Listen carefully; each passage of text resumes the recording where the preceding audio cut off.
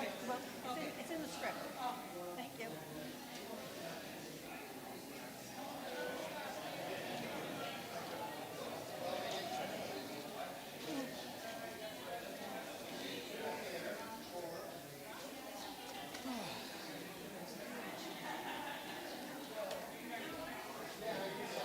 Great, it's getting more full.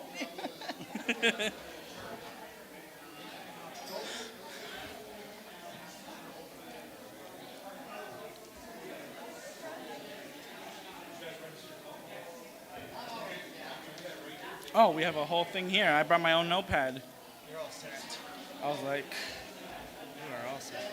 I guess you got this.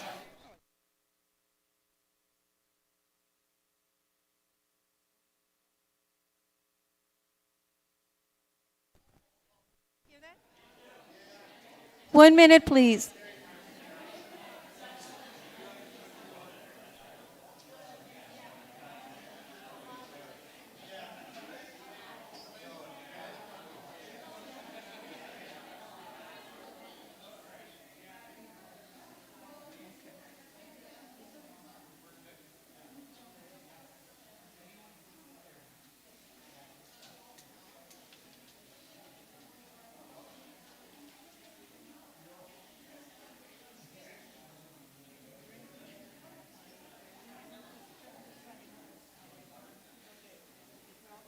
We need Christopher Copinger.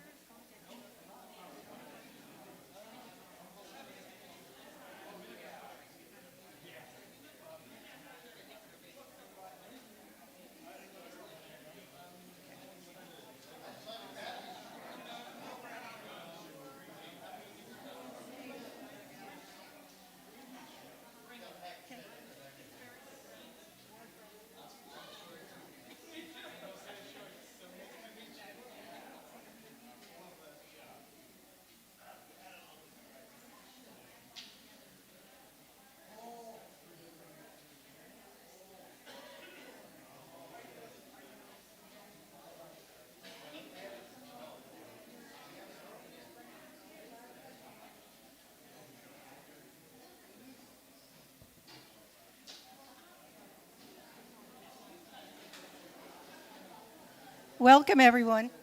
Okay. It's okay? Christopher Copinger from Ames Academy have a few opening statements. Thank you.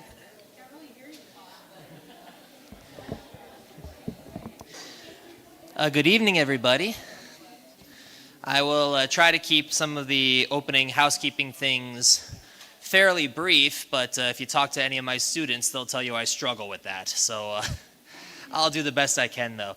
My name is Christopher Copinger. All my students at AIM Academy know me as Mr. K. Rather short, rather simple, and avoids a lot of the German Czech heritage problems that come with a last name like mine. But on behalf of the administration, my fellow teachers, and the students and their families and our wider community here at AIM Academy of Science and Technology, we just want to say welcome to the event here tonight.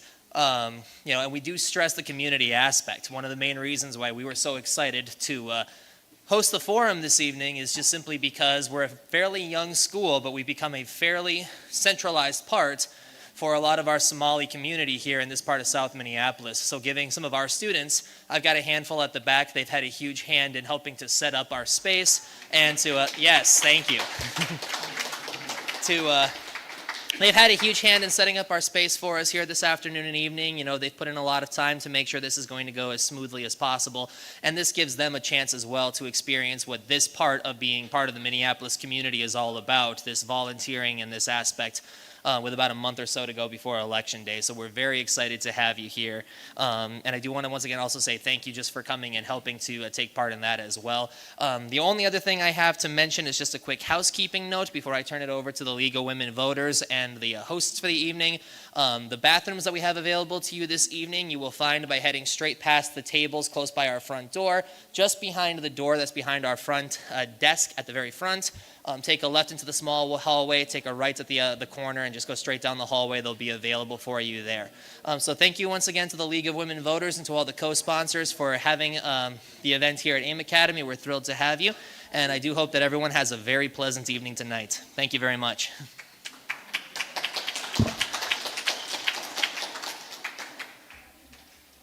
Well, good evening, and welcome to Ward 9 City Council Candidate Forum. My name is Kathleen Kramer. I'm a member of the League of Women Voters, but not a resident of Ward 9, and I'm pleased to be moderating this forum this evening.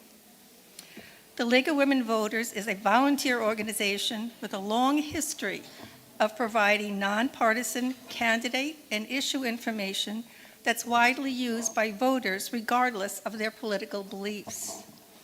This forum is co-sponsored by the following: East Phillips Improvement Coalition, Midtown Phillips Neighborhood Association Incorporated, Longfellow Community Council, Making Voting a Tradition, IATA Leads, AIM Academy of Science and Technology, Community Power, and the League of Women Voters, Minneapolis. The views expressed are those of the candidates and not those of the League or its co-sponsors. Neither the League of Women Voters nor its co-sponsors endorse or oppose candidates or political parties. We are holding this forum for voters to hear from the candidates and to compare their ideas. This is a forum, not a debate. Candidates are asked questions which they will respond directly to the audience and not to each other. This forum is being held in front of a live audience at AIM Academy of Science and Technology. It is being live streamed to the League of Women Voters Minneapolis YouTube channel. The recording of this forum will be available in its entirety after the forum and will have closed caption options available in multiple languages. Thank you to MCN6 for the production and recording of this event. And thank you to AIM Academy for their generous donation of the space and facilities for this forum. We do ask that campaign buttons or campaign t-shirts not be worn in this room, and that no signs or literature be distributed inside during the event. Please remain as quiet as possible while the candidates are speaking so everyone can hear the discussion. We also ask that you hold your applause until the end of the forum so that candidates will have the maximum time to respond to your questions. And finally, let's all take a moment to silence our electronic devices. You don't want to be the one, okay? And let me check mine too. No, I know I did that. Yeah. We have assistance of several interpreters tonight. Aida Azazi is present to provide simultaneous Spanish interpretation through headsets during the forum. In addition, we have 2 Spanish-speaking students and 2 Somali speakers from the community who will be available to help audience members develop questions for the candidates and interact with them during the meet and greet. Ward 9 is located in central Minneapolis and is one of the most densely populated wards as well as one of the most diverse. Ward 9 has a thriving small business corridors and faith communities, and our residents are informed and engaged community makers, artists, and activists. All candidates on the ballot were invited to the forum, and both are with us this evening. We thank the candidates in advance for engaging in respectful and civil discourse. Now let me introduce you to the candidates, Jason Chavez and Dan Orban. Now we have timekeepers sitting in the front row so that each candidate has the same amount of time to respond to the questions. Following the opening statements of 1.5 minutes, each candidate will have up to 1 minute to answer each question and 1 minute to make a closing statement. The timekeeper will hold up a card when there are 15 seconds remaining and a stop card when time is up. We ask that candidates finish their sentence and stop at that point, and we expect the forum to last approximately 60 minutes. Now, questions are based on community concerns and were developed by our committee, submitted in advance from co-sponsor surveys, and solicited from the community at large. During the forum, we will take written questions from the audience until 7:40. A volunteer will gather the questions and hand them to our question facilitators and then to me, the moderator. We do ask, though, that the questions be clear, pertinent to the issues at hand within the scope of the office, and made in the form of a question and not a statement. All questions are carefully reviewed and rewritten when necessary to make sure they are directed to all candidates. They are forward-looking and not biased and not of a personal nature. We look for a balance of topics that affect all of us both locally and in the city as a whole. We may consolidate questions of the same general topic. But if you feel your question was not addressed, please follow up directly with the candidates after the forum. Finally, all submitted questions are the property of the League of Women Voters, Minneapolis. For the candidate's opening statement, we ask that they address this question: why are you running, and what are your qualifications? Again, each candidate will have 1.5 minutes to respond. It was determined by drawing numbers that the first candidate to speak is Jason Chavez. Thank you so much. Good evening, everyone. My name is Jason Chavez, and before I begin, I want to thank the League of Women Voters here in Minnesota for hosting this incredible event.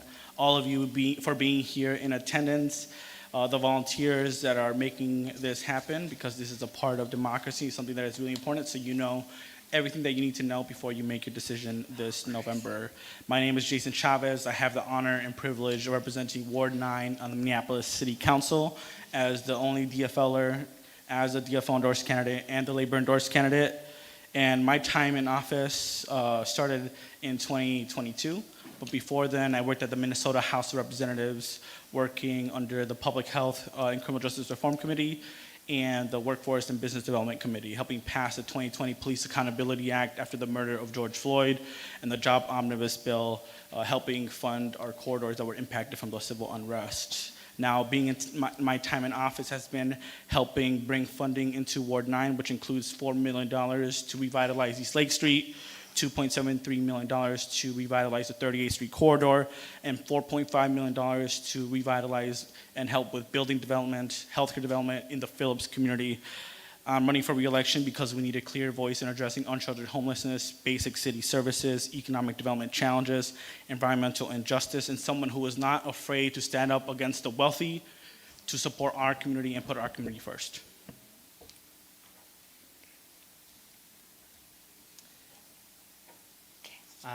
First of all, I want to thank everyone for coming out tonight. I want to thank the League of Women Voters, the AIM Academy, and all the sponsors for putting this together. And finally, I want to thank you, Councilmember Chavez, for leading our ward. And I know it's not an easy job, and I know it's hard to please everyone. So thank you for your service. My name is Dan Orban. I live in East Phillips with my wife and 2 kids. They're actually here tonight, so they're listening to me right now. We are raising our kids to be cultural ambassadors in the neighborhood, in this beautiful, diverse community. As a family, we've experienced a lot these last 5 years, and I know a lot of our neighbors have as well, including civil unrest, encampments, trafficking, drug activity, and increasing property taxes. We need a break. We need peace, kindness, safety, hope. I want to work together towards a positive vision for Minneapolis. I want government to work together to get things done. I want to create good solutions that lead to clean, safe, and thriving neighborhoods. As an educator, I will like to highlight 2 qualifications. First, I believe that it's my civic duty to protect our kids, and I also believe I'm a natural peacemaker, getting along with everyone, and I want to meet everyone and enjoy each other. Thank you. Thank you. Now, we will move on to the questions. Candidates will have 1 minute to answer each question, and we'll be rotating back and forth. So, Candidate Orban, you go first with answer the first question. Okay. What is your approach to using different points of view in the City Council and with the mayor to make policy for the city? Yes, thank you for the question. I am, like I said just a second ago, I feel that I'm a natural peacemaker. I tend to get along with everyone. And the people in this room, even if you're my enemy, I love you. So I would like to talk with each other. You know, I believe I'm willing to work with any mayor that was in office. I also would like to see progress. I want us to work together. I want to see things that we can come together and find common ground, seek shared solutions. I do this all the time with actually my kids, right? We argue with each other, trying to figure out whether or not they're right or not. My wife too. But in any case, I would like to see us work together at the city level and actually solve some problems. Can you repeat the question, please? Certainly. Thank you. Okay. What is your approach to using different points of view in the city council and with the mayor to make policy for the city? Yeah, so I'll first start by saying that the mayor and 13 different city council members all have different views, values, and approach to how they govern in the city of Minneapolis. That is what democracy is about. Each council member works with their community, listens to their constituents, votes how they hear their constituents want them to approach specific issues. So for me, on the city council, I've passed a variety of different ordinances that have had unanimous support from the city council, whether it was our 30-day rental pre-eviction notice or updating our civil rights ordinance.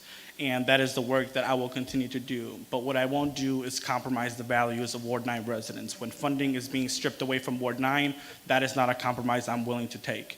And the reason why that is the case is because if funding is being stripped away from our community, what happens is that our community is left impacted and with less support. So I will always find that common ground, but if it's going to impact Ward 9 residents and impact the communities that we represent here in Ward 9, that is not something I'm going to back down on. Okay. Question 2 is one we've taken from the audience tonight and is replacing one of our original ones. The reason I'm saying that is so that the interpreter will have that information. Okay? Thank you. All right. We go to candidate Chavez. Okay. How will you involve the diverse communities, including the Native community and their leadership, in your decision-making processes and ensure that all residents have an equal voice in shaping Minneapolis? Yeah, so something that's really important is making sure that you're an accessible council member, whether it's hosting office hours, door knocking in the communities, showing up in different languages, making sure that your events are accessible in English, Spanish, Somali, the languages that people speak here in Ward 9. That is how I lead as a city council member, making sure that the events that I host are accessible to people that speak different languages. When it comes to the work with our Native community, one thing that we have seen in Ward 9 is the way that the vision for the East Phillips Indoor Urban Farm project has been quite frankly disrespected by the city of Minneapolis, where the wishes of the people that live here who want that urban farm created continue to be put in the back burner. We have heard very loud and clear from the Native community, from folks at Little Earth, for the urban indigenous community here in South Minneapolis, that it is time for land back, that it is time to make sure that this project happens. And that is my commitment, is to continue to support the East Phillips Indoor Urban Farm project and to continue to lead beside the Native community and making sure it happens. Okay, thank you. Can you repeat the question? I will. Thank you. Absolutely. How will you involve diverse communities, including the Native community and their leadership, in your decision-making processes and ensure that all residents have an equal voice in shaping Minneapolis? So I live in East Phillips, right beside the Native community. This is my neighborhood. I love my neighbors. I enjoy them. I hope they enjoy me. I would like to think so. In any case, I believe that this is, we're working on this together. I've got to know a lot of neighbors in that community. I find that they are fun to be around. I also, in like one example would be just talking or actually experiencing the same things that they do. They struggle a lot with homeless in the neighborhood, and homeless struggle there too, but I'm talking about like drug activity that is involved in, let's say, like Cedar and Hiawatha. It's hard. I have my kids. We have to make sure that the kids are protected, and they see a lot of crazy things in the day. I want to improve that for all the communities that are involved here. Thank you. Okay, we'll continue with the topic of public safety. And Candidate Orban, you go first. Okay. What concrete steps will you support to strengthen law enforcement's ability to respond in a timely and effective way to crime? Is there anything you would advocate for in addition to the current reform plan regarding transparency or accountability to rebuild trust between the Minneapolis Police Department and the community? Thank you for the question. Yes, I am in favor of improving public safety. That includes police reform. It includes making sure police officers maintain the highest levels of accountability. We can't have that public trust ruined. At the same time, I think there's immediate steps we can take to improve response times, and that would be getting the 3rd precinct up and running at the place on Minnehaha. It'd be nice to see that and the alternative. Oh, please, thank you. If you appreciate it, thank you. Sorry about that. Okay. Yeah, so I would like to see alternative measures, safety measures in that building as well, along with the police officer. It'd be really nice to see it in the 3rd precinct, the actual police officers there, and have more people in the force so that we can actually do more stuff and be more active in the community. So I would like to have more. Would you like me to repeat the question? Yes. Okay, thank you. All right. What concrete steps will you support to strengthen law enforcement's ability to respond in a timely and effective way to crime? Is there anything you would advocate in addition to the current reform plan regarding transparency or accountability to rebuild trust between the Minneapolis Police Department and the community? Thanks for the question. I think that as a city, not only do we need to implement the state settlement agreement, but we need to make sure that the federal consent decree that we lost due to the Trump administration, that those reforms are implemented here in the city of Minneapolis. I would support a court-ordered settlement agreement that oversees those reforms, because we know that without a court overseeing it or a third party overseeing those reforms, they may not happen. Now, what we know is that coaching has been used as a method to hide discipline for police officers, and coaching has been used to only put a slap on the wrist of police officers. We need to make sure that coaching, if used, is not something that's going to just put a slap on the wrist on people. Now, when it comes to police response times, we need to expand and establish a non-injury response unit as a traffic control to make sure that we can divert some of the calls that MPD has to answer to, and we can make sure that we have alternatives to policing to make sure that police can answer violent crimes. Thank you. Thank you. Okay. Okay. We'll continue in the topic of public safety. And Candidate Chavez, you go first this time. Would you support changing or continuing the current community model for public safety that includes neighborhood-based safety groups? If you support this program, how do you recommend vetting and oversight by the city? If you do not support this program, what model would you suggest to replace it? Thanks for the question. I'm a strong supporter of a comprehensive approach to public safety. And I think that we do need stronger oversight on the way that these programs are put in place. One of the things that I did in this last budget cycle was author a budget amendment to create a staff positions to make sure that there is stronger oversight and budgetary concerns are addressed in these public safety programs. So I would support continuing a comprehensive approach to public safety. During my time in office, I helped secure funding to establish the Lake Street Safety Center. I secured funding to establish the cultural safety ambassadors that are now on Lake Street and East Franklin Avenue. I secured funding for a collaborative safety strategies program meant to reduce gun violence in the Phillips neighborhoods. I helped secure funding for the Let Everyone Advance with Dignity program, meant to be a public safety response to folks on Lake Street. But ultimately, what we need is stronger oversight over the implementation of these public safety programs, where we have seen people not get paid and where we have seen people, contracts not be signed, which is an issue if we actually want to improve the safety of our neighborhoods. So yeah, I Candidate would. Orban? Oh, yes. Would you like me to repeat the question, or you're set? I think I'm good. Okay. Yeah, thank you. I am in favor as well for violence interruption, alternative methods for public safety, including community-based groups. In fact, I was talking to someone at a meet and greet, and they were like, hey, have you considered the violence interrupters? Because they're doing some really cool stuff outside of my building. And I said, no, I haven't. Let me go find out what's going on. So I asked the police officers, hey, what's this all about? And they're like, well, it's kind of a cool idea, but we're not sure exactly what they do. So I went out with them to find out what they do. So I spent the night with them. It was kind of scary. They do a lot of things. I saw fights be broken up. I saw, moving drug activity away from properties. I saw actually a gunshot that night, so it was interesting. I was in the thick of it. They do a lot of things, and I think part of the thing is we don't know what they do, so it'd be really nice to get some accountability into there to actually also support and encourage success there. Thank you. Okay.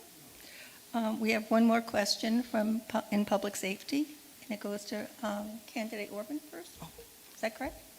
Am I in the right? Yeah. Yes. All right. Keep me honest now, okay? Given the rise in gun violence across Minneapolis, what specific policies or partnerships would you advocate to reduce this trend while balancing public safety with community trust? Yeah, so I'm not a fan of guns. That's just from personal experience. My kids, in the past 2 years, there's been 7 people dying of gun violence on within 2 blocks of my house. That's not okay. That's one of the reasons I'm actually running for office, is to do my civic duty here to make sure that this stops. I think part of the deal is actually getting support with the Minneapolis Police Department in getting guns off the street.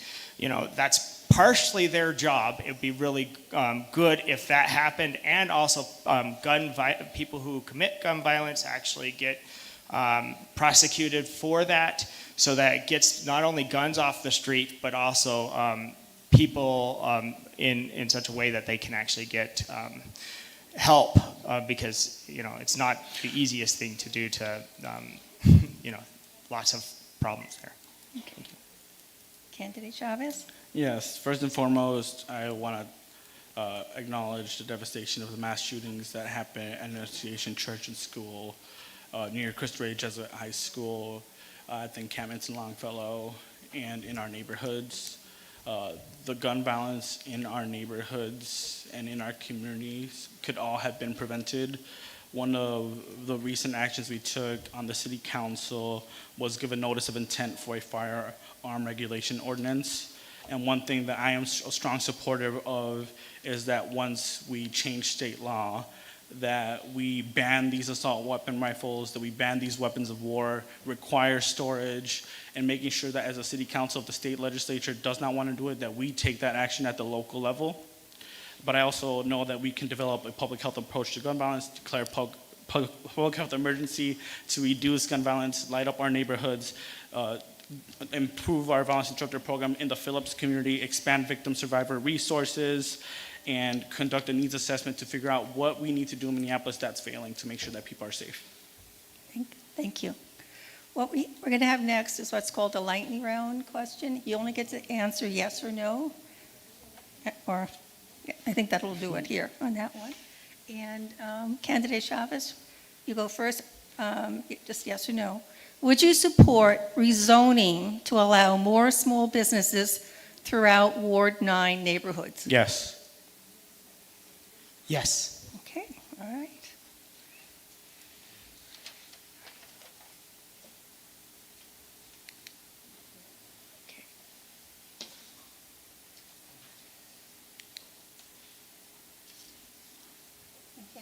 Candidate Orban, you go first on this one. This is another question from the audience from tonight. What is your plan to assure Ward 9 residents they can feel safe in our ward? In particular, what do you plan for the 28th and Lake Street area? That's a great question. The 28th and Lake Street area, I actually know quite a few people in that neighborhood. I personally have experienced some of the things that they have, especially with the recent encampment and the shooting that went on there. A lot of us have, PTSD from some of those things, and we're all still recovering. A lot of us are struggling. But what do I propose? I mean, you got to do things block to block.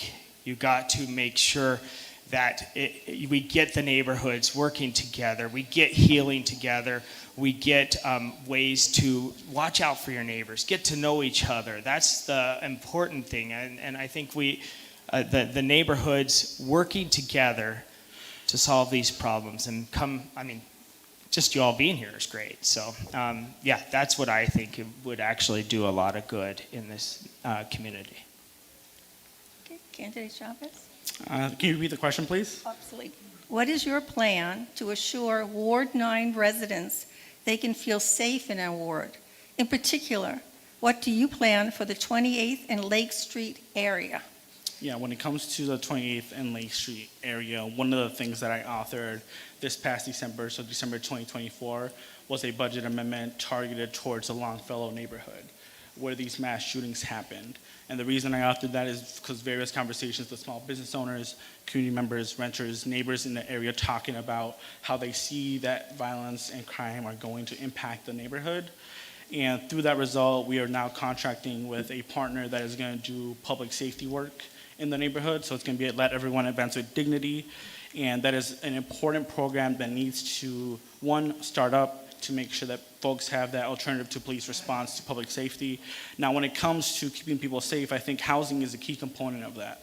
I am a strong supporter of building a navigation center to allow for folks to be able to find a place to sleep at night and have those access to beds, shelter, and services. I also am a strong proponent of building tiny homes in the city of Minneapolis to make sure that people actually have a place to sleep at night, because anti-displacement measures are really important.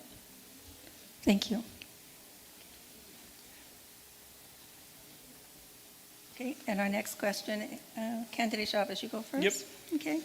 Many of the homes in Ward 9 are older and require care and maintenance. The cost of this, in addition to increases in property tax and assessment charges, makes it difficult for people to remain in their homes. How do you suggest we support homeowners? Yeah, so I take the tax levy very seriously here in the city of Minneapolis. In fact, I worked with my colleagues to reduce the mayor's proposed levy last year to a 6.8% tax levy instead of that 8% tax increase. But I also know that in order to keep seniors in our homes, we need to support rent stabilization policies to make sure that they're not being displaced from their homes. We need to lobby the state legislature to ensure that we can institute a local option for income tax to ensure that the wealthiest people in Minneapolis and the wealthiest corporations pay their fair share. And in return, we don't have to rely on seniors and property owners to fund the basic city services that we have. So it's time to tax the rich. We can do that by lobbying the state legislature, and in return, making sure that we can pay the city services and not displace seniors from our neighborhoods. Thank you. Candidate Orban? Yes. I support homeowners. I think that it is a major problem right now that also affects renters, is the fact that the property taxes are like through the roof. It's really hard to maintain and make sure that we can actually sustainably stay in our houses. I personally would like to, part of the way to actually improve property taxes, at least not stabilize them, is actually to make this a place that we want to live. And that brings in not only people, but businesses. It brings in people that are coming. We increase the tax base, which actually reduces the amount that we have to, makes there be more supply. And then what I would suggest then is we need to be creative and make sure that there's also a place for business to actually help the people who actually live in these neighborhoods. And that all starts with public safety, but I'll talk about it later. Thanks. Thank you. Okay. I guess. Okay. And I think Candidate Orban, you go first. Then. Okay. What more can the city, in conjunction with Hennepin County, do to increase affordable housing, low barrier group housing like Avivo, and shelter availability? Yeah, I mean, in Ward 9, we've struggled with a lot of people who don't have housing. Now, there's a complicated issue. A lot of people are homeless, but fortunately, the county and state do have solutions for a lot of people in these neighborhoods. And I think there is also a lot of people who need more help. And technically what we can do as a city councilor is to advocate for the people in our neighborhoods that they get the help that they need. That means what we need to do is advocate for more low barrier housing, especially on the immediate level, which allows us to, then we can move towards more of a short-term and a long-term. We need immediate short-term and long-term solutions for people to get the housing, but actually not being on the street is not an option. I think people actually, it is a housing first, but it's not a housing only situation.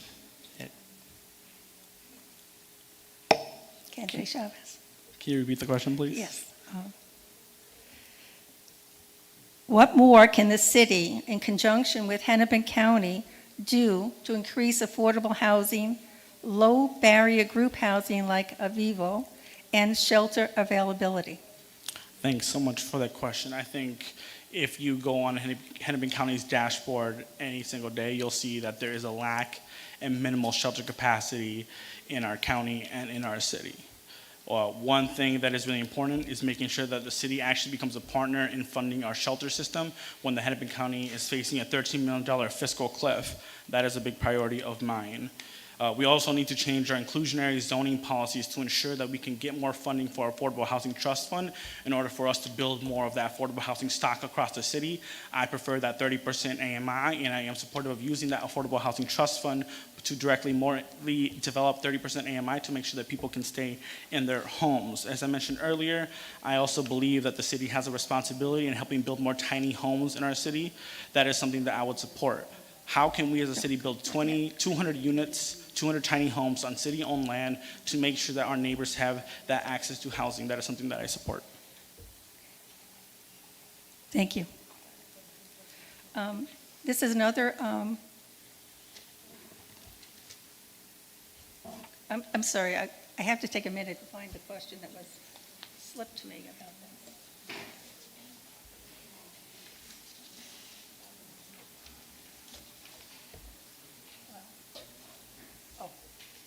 Found it. Okay. What is your position on the Tenant Opportunity to Purchase Act and the Affordable Housing Right of First Refusal Ordinance? And this is for Candidate Chavez first.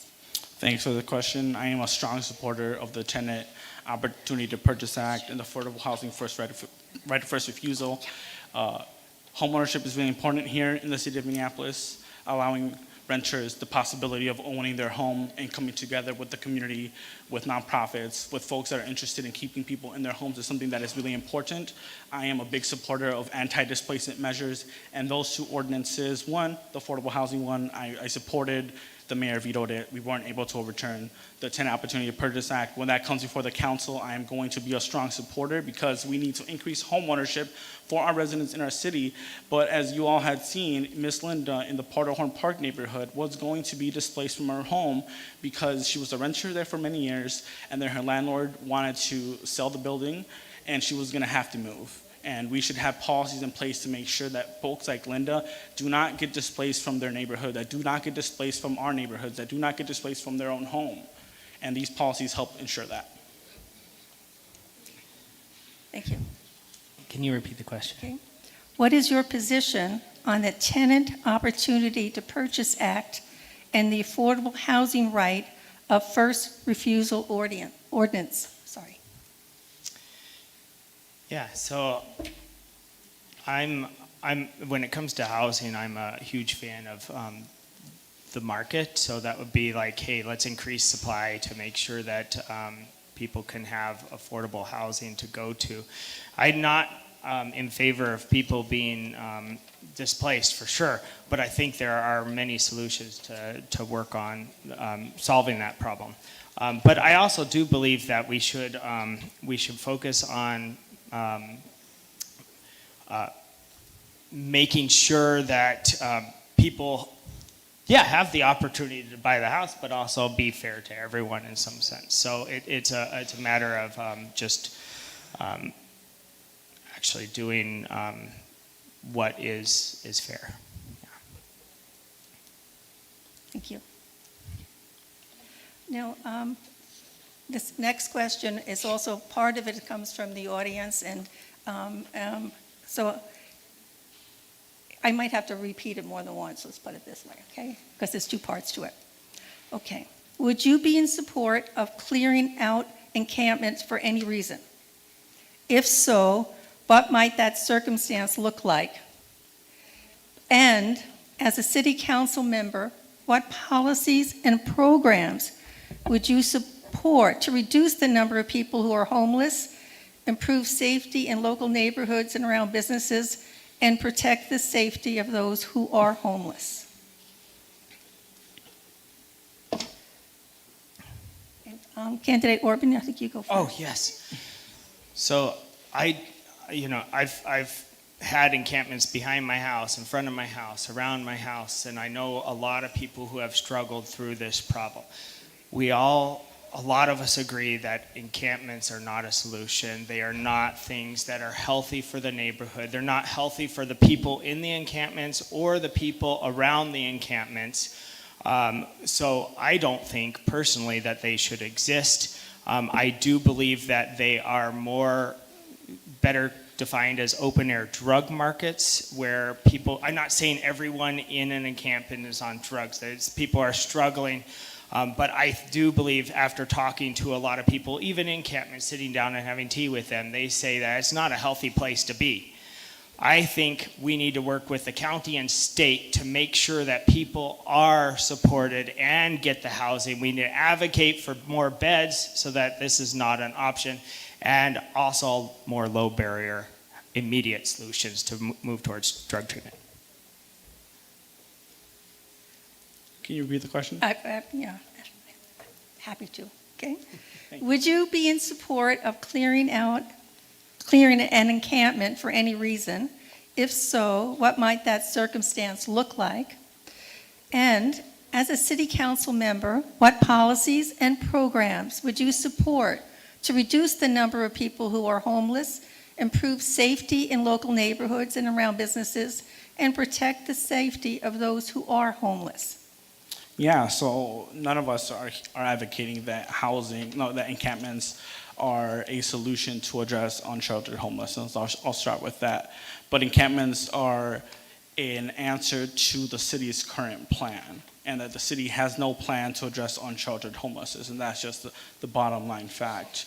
So when it comes to my approach to encampments, I believe in a public health approach, that if an encampment is going to get evicted, there needs to be a requirement of a time, making sure that people know when that's going to happen. But quite frankly, we know that evicting an encampment from block to block isn't going to solve homelessness. It doesn't give people housing.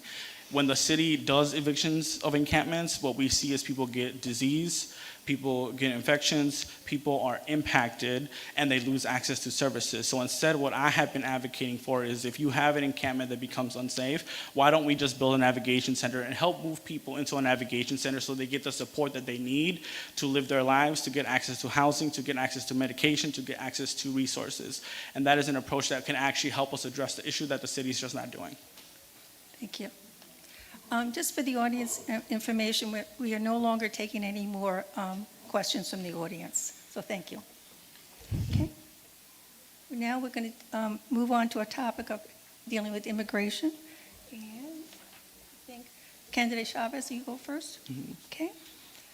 What resources and policy are needed to preserve the dignity, safety, and constitutional rights of our immigrant communities, including changes or updates to the Separation Ordinance? One, I believe in the complete abolition of ICE. I think that the fact that we have an immigration customs enforcement agency in this country is disheartening, it's disgusting, it should not exist, especially in this neighborhood, where in this ward that is a big component of our immigrant community. I support strengthening the Separation Ordinance, our sanctuary city laws in the city of Minneapolis. In fact, I've introduced a notice of intent to make sure that it is stronger, making sure that we have clear language and guidelines, because our city should never be collaborating with ICE. I believe that if you're assisting with crowd control, you're assisting with ICE. My time on the city council has been in increasing immigration and legal services, so making sure that people have legal services and help prevent their deportation. I've helped author ordinances to help our immigrant street vendors get more access to permits. And I even funded a labor and welcoming center funding to make sure that the city can explore a center for our workers, our immigrant neighbors to have a place and a one-stop shop. And I hope that that gets eventually developed in our city. Okay. Thank you.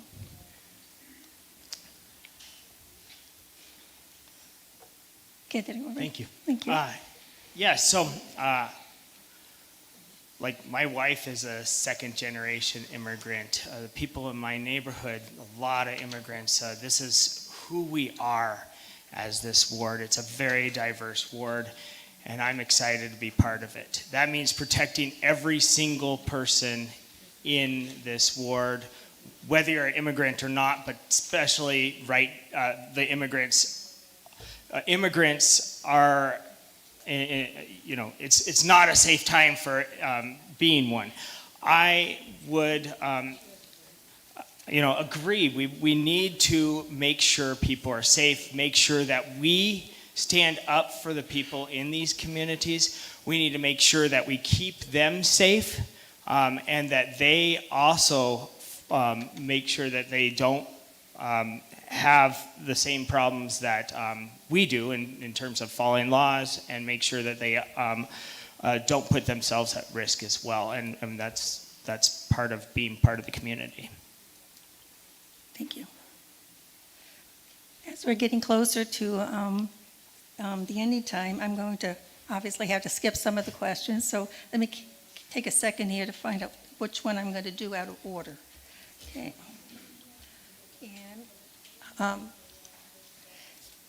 And Candidate Orban, you'll be starting this one. Okay. The East Phillips Neighborhood Institute, Little Earth, and community partners have raised more than $10 million to purchase the rooftop depot site and create a neighborhood cooperative complex of renewable energy, powered urban farming, housing, small business, and cultural event space. But the project needs $5.7 million after the legislature failed to appropriate the promised funds 2 years in a row.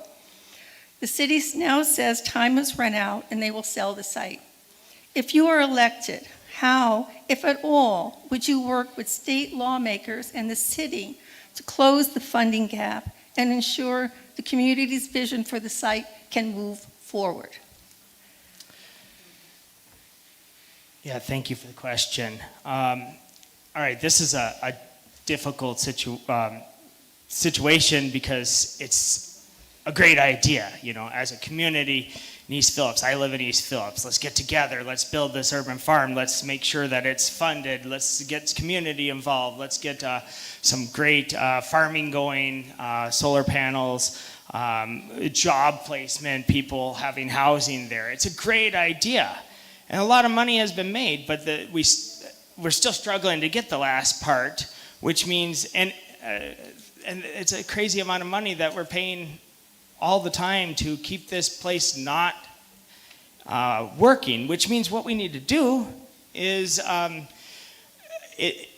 make some kind of, unfortunately, compromise to actually get services and this kind of system in place so that we can do what we can to make sure that this dream kind of progresses. Thank you. Candidate Shifts. Do you mind repeating the question, Oh, please? of Thank you course very not. much. It's a long one, wasn't it? Yeah. The East Phillips Neighborhood Institute, Little Earth, and community partners have raised more than $10 million to purchase the rooftop depot site and create a neighborhood cooperative complex of renewable energy, powered urban farming, housing, small business, and cultural event space, but the project needs $5.7 million after the legislature failed to appropriate the promised funds 2 years in a row. The city now says time has run out and they will sell the site. If you are elected, how, if at all, would you work with state lawmakers and city to close the funding gap and ensure the community's vision so the site can move forward? Thanks so much for the questions. I'll first start off by saying that I will not compromise the values of this community. We're currently in the Phillips community, and I will not turn my back on Phillips residents, on Little Earth residents, in fully supporting the community vision of the East Phillips Indoor Urban Farm Project, period. That being said, as someone that was born and raised in the East Phillips neighborhood, I know the importance of this project and what it means to our residents here in Ward 9. My own experience of having those toxic pollutants in my own backyard in Phillips, seeing those apple trees grow up with poison in our neighborhoods. Okay, so that one first. Since being elected in the city council, I've worked closely with EPNI, I've worked closely with Phillips residents. In fact, passing and securing the 7 votes necessary to make this project happen, and then we got vetoed. But we never gave up because the people of Phillips showed up, fought back, and got us more time at the state capitol. I even brought forward a motion that gave us an extension to get more time, and I support making sure that neighbors have more time because this dream is going to happen and we're gonna keep on pushing back, and it is unfair to ask people to not have this project in our neighborhood.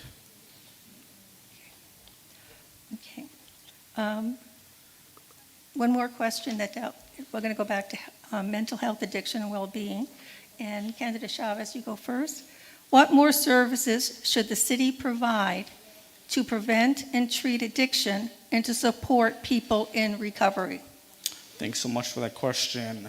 We need overdose prevention sites in the city of Minneapolis. I helped pass a resolution in the city of Minneapolis to do that study with Ramsey County and the city of St. Paul. When we get that study move forward through this body, it is something that we need to do to help prevent overdoses, to prevent the spread of diseases, and to help people stabilize. I also am a big supporter of not only safe recovery sites, but overdose prevention centers, making sure that we can support someone who is dealing with some of the worst times in their lives. On the city council, I helped pass funding for specific cultural communities that we know when it comes to our East African and Native communities who are more disproportionately impacted from the opioid epidemic. That is the continued services that I will continue to support here in the city of Minneapolis, in addition to our mobile medical unit that helps with wound care. I believe that we need to get another mobile medical unit because when we're requesting it, they may not be sent to a neighborhood because it's needed somewhere else, and I think we need more of that. Can you repeat the question? Yeah, thank you. I can find it. Here we are. All right. What more services should the city provide to prevent and treat addiction and to support people in recovery? Yeah, so the city should do all it can to help, but you know, the funding and the mandate for this is at the county and state level. The city should work closely across jurisdictions with the state and county, which is not apparently happening right now. It'd be really nice to see that because fentanyl is a very dangerous drug. Opioids that people, it's a kind of a death sentence. I've known people who've been on it. I've also known people who've been off of it.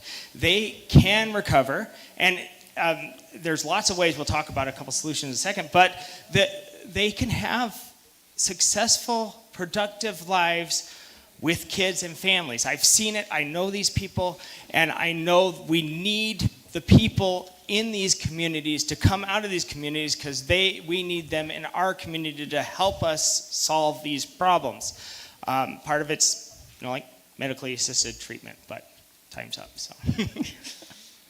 Thank you. We have time now for, you did say, okay. We have time for one more question, okay? Oh. Okay. Ward 9 has long been a site of environmental justice concern. What are your plans to address pollution, air quality, industrial encroachment, or other environmental justice issues in Ward 9 neighborhoods, and monitor the progress and thoroughness of the cleanup efforts? And Candidate Orban? Yeah, I'm a huge fan of alternative energy solutions, working towards non-polluting solutions. I really actually want us to be healthy. I want us as a community not to breathe in toxins that actually affect the way we live. I want us to be able to live long lives, to encourage each other throughout it. A part of the solution is actually, fixing the pollution problem in such a way that actually works. So we're talking about practical solutions here. Part of it might be working with the energy companies or whatever companies that you have, having democratized energy approaches, solar panels, working with these companies outside that actually handle this to hopefully go towards more renewable energy sources rather than the production that we need, or moving things outside the city, if that's the case, is outside of Ward 9. Thank you. Candidate Chavez? Can you repeat the question, please? Ward 9 has long been a site of environmental justice concern. What are your plans to address pollution, air quality, industrial encroachment, or other environmental justice issues in Ward 9 neighborhoods, and monitor the progress and thoroughness of the cleanup efforts? Thanks so much for the question. We need to drastically ramp up our climate funding here in the city of Minneapolis.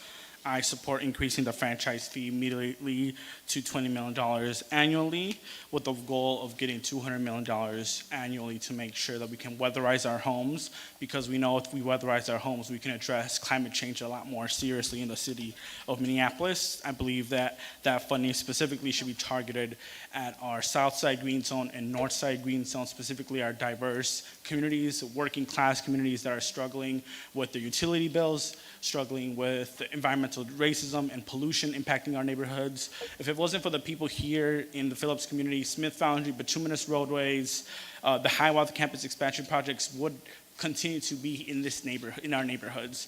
And I know that I will always support our communities against these polluters that cause pollution in our neighborhoods.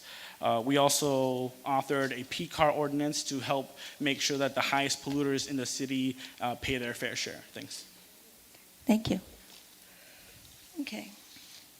Now, we are moving to the last section of the forum, where we'll have closing statements from the candidates, and they will have 1 minute to provide their closing statements. Candidate Chavez, you'll go first. Thanks so much for the question. I'll be fairly quick. I just want to thank all of you and the hosts for being here today. I've had the honor and privilege of representing you since January 2022. It would be an honor to get sent back to City Hall to ensure that we work really hard to address the climate, to ensure we improve our basic city services, to ensure that we have an actual plan to address unsheltered homelessness in the city of Minneapolis, and to make sure that we have a council member that is willing to stand up to those special interests, to those wealthy individuals that do not have the best interest of Ward 9. Thank you. Candidate Orban? Yeah, thank you all for attending the forum. I'm encouraged to see you all. And thank you, League of Women Voters and Councilmember Chavez. I'm excited to get to know you all. As a person, I'm excited for clean, safe, thriving streets. I'd like to come together as a community, block to block, solving this problem together.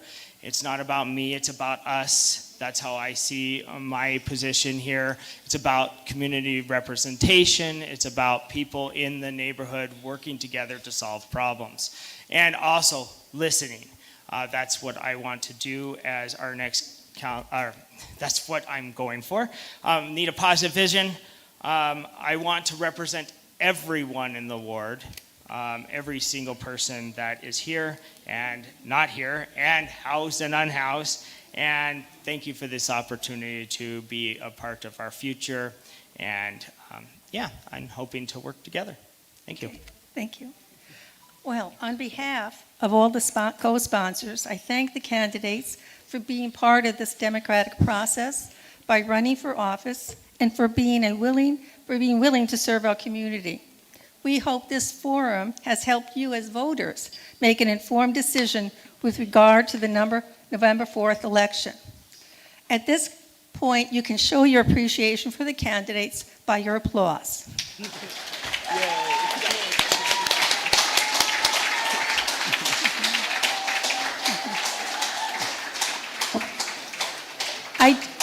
I do have a few final comments. Remember, we use ranked choice voting for this election, where you vote for candidates in order of your preference, allowing you to rank your vote first choice, second choice, third choice. Okay? This method can allow your vote to count toward another candidate if your favorite candidate loses. If your first choice candidate is eliminated, your vote is moved to your second choice. This, of course, means for the on the ballot when you have more than 2 people. I'm just giving you a little reminder that in the general election, we will be using ranked choice voting. Many thanks again to MC 9N6 for recording this forum, and to the AIM Academy of Science and Technology for providing the space. We also thank you, the audience, for your participation in this forum and the democratic process. We challenge you to think about what you can do to further civic dialogue about the issues raised tonight, encourage participation in this important election. You can find nonpartisan information about candidates and about voting at another LIG website, vote411.org. Early voting began Friday, September 19th and ends November 3rd. A video recording of this forum will be available unedited for viewing on the League of Women Voters website. Editing of this video is authorized only for official media reporting. Footage cannot be used in campaign publicity. The recording is a property of the League of Women Voters. Thank all of you for your involvement by submitting over 50 questions tonight. That's wonderful. And there were 34 submitted before the forum. So great community involvement, and we appreciate that. I hope you will join us now for an informal meet and greet with the candidates. And of course, please vote. Your vote is your voice, your power. Thank you. Once more, let's show our appreciation to the candidates. And y'all.